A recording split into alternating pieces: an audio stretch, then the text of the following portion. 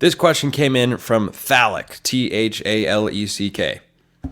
All right. Way off topic. Not at all. Not way off topic. Maybe slightly, but not way off topic. Can Luke Moga catch? How's he at making people miss tackles? I'd like to get him on the field. I think Moga's career is really, really intriguing because this is a guy whose physical traits are at the highest level. And we knew that coming out of high school. He has ridiculously fast 100-meter dash time.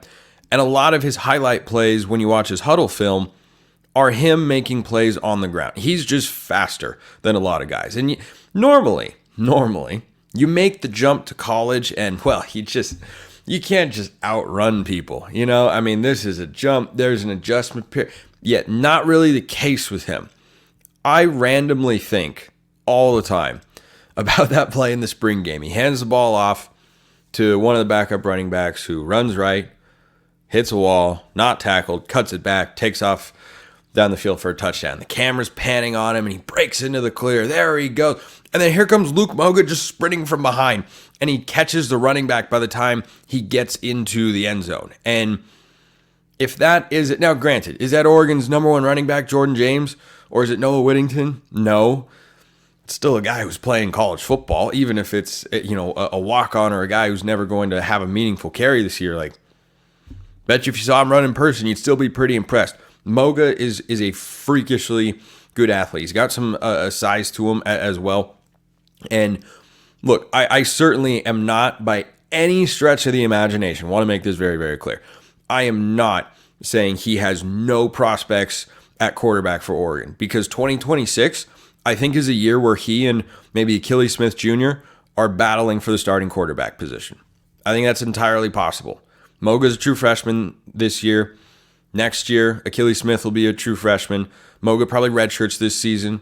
And then after Achilles' true freshman year, he probably redshirts. And Dante Moore starts in 2025, or Austin Novosad, whoever wins that quarterback battle. The other one probably transfers out. And then in 2026, if they feel good about those two dudes, they'll both have at least one, or in Moga's case, 2 years of being in Oregon's system. I don't know if Will Stein will still be around as the offensive coordinator and quarterbacks coach. By 2026, I'd imagine not. But that's Moga's timeline for starting as Oregon's quarterback. I don't see him as someone, because coming out of high school, not the most highly rated guy, not because he lacks the physical traits. Like he's got a good arm. He can push the ball down the field. He's incredibly fast. He's incredibly athletic.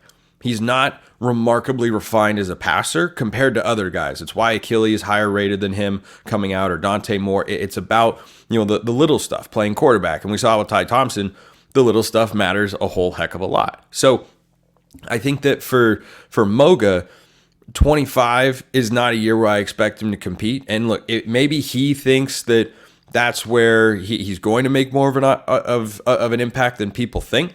And I'll get to his 2025 season in just a sec. But I think 26 is the year where he will have an opportunity to start. No guarantee that he does. It'll be about his development, how good Achilles Smith Jr. is when he gets to campus and learning the system and picking up the college game and everything like that.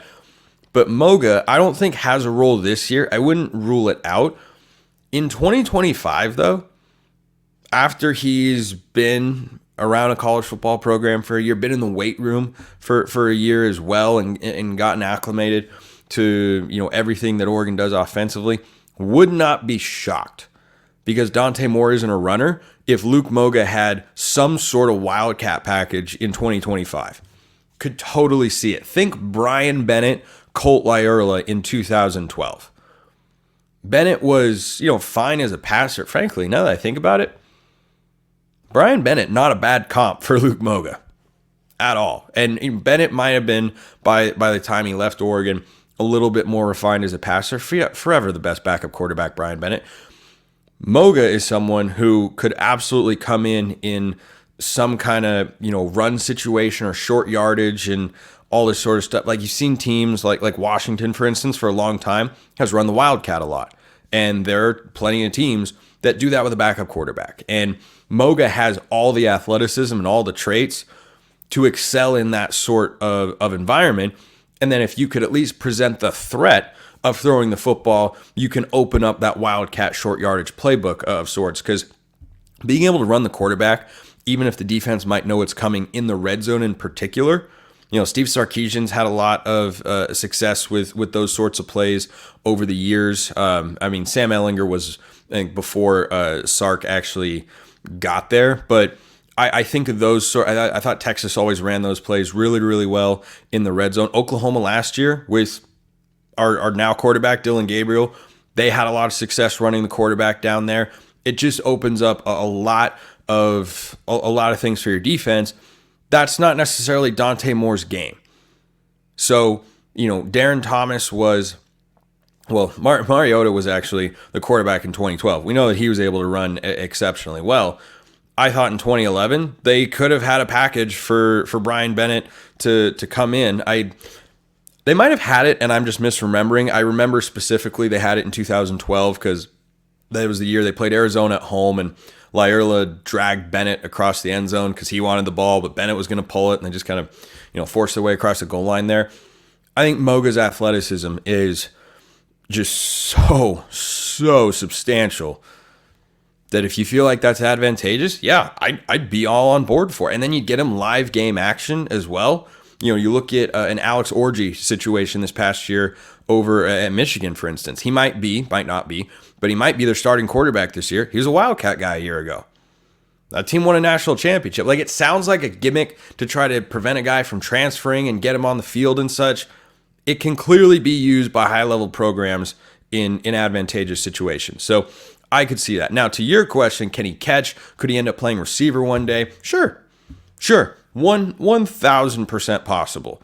Quarterbacks have switched to play receiver before. Braxton Miller comes to mind, another good comp for Luke Moga. Really, really good athlete. What can he be as a passer? Miller was good, and then they had JT Barrett in there, and they moved Braxton Miller out to wide receiver, and Braxton Miller ended up getting drafted into the NFL and played for several years at wide. He might still be bouncing around somewhere in a practice squad for all I know. I can't say I've kept tabs on him recently, but if Moga doesn't see a path at the quarterback position but wants to stay at Oregon, yeah, you could consider a switch to receiver. The problem with that, as I've talked about for the last several months here on the show, man, Oregon's recruiting receivers like they never have before.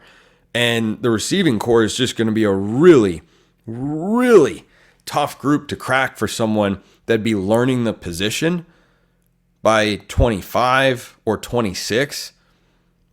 Gatlin Bear shows up ahead of the 2026 season. Next year, you're looking at a receiving core of, probably Jurion Dickey, Jeremiah McClellan, Ryan Pelham, maybe, another guy in that class like a Jack Ressler or a Dylan Gresham, somebody like that. Got a lot of big-time blue-chip wideout prospects that are ready to take the reins after this year's core, for the most part, moves on. Gary Bryant Jr. could come back, I believe, for one more season because he had a COVID and a red shirt over at USC, but that's unclear right now. You could have 4 new top-line receivers for Oregon next year, which is crazy to think about. But, yeah, good question. See, not off topic at all whatsoever. Great time of year to be thinking about what the future holds, and I think for Luke Moga, he could be a starting quarterback. If you told me right now he plays for Oregon, never starts a game, yeah, I can see that too. Turns out other guys are also very talented. But in 2025, I'd be down for a Wildcat package, 100%.